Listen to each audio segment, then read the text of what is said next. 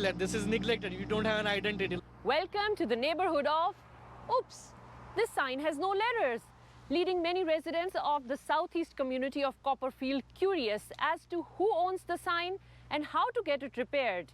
And it's not the only community in Calgary to have welcome signage in poor conditions. There are 51 in total facing similar issues. When I see New Brighton being so bright and dark outside, I go ahead and I see other communities like Mahogany and all.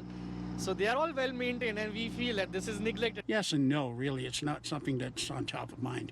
I think that we should, prioritize cleaning that up and doing that. The Copperfield Community Association says they are working to resolve the issue. Meanwhile, a report commissioned back in 2023 was presented to the City Council's Community Development Committee on Wednesday, detailing that 90% of the community signage in Calgary is rated excellent to fair, but the remaining 10% means 51 communities have poor or very poor signs.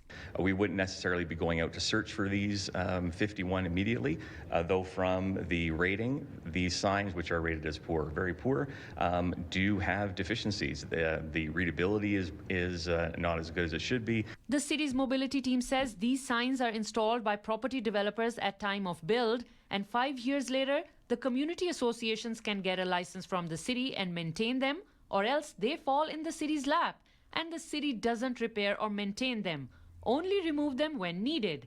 Some Calgarians say the city should step up to do the repairs, and so should the communities. I really feel the city should, especially I know Copperfield, they don't have community fees. It may be a community, but it's all part of the same city, so together. The city anticipates to have a separate webpage for broken signs and status updates by 2025.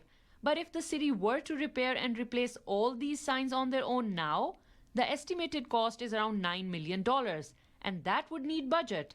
And with the water main break costs still to pay, this is not something on the council's agenda as yet.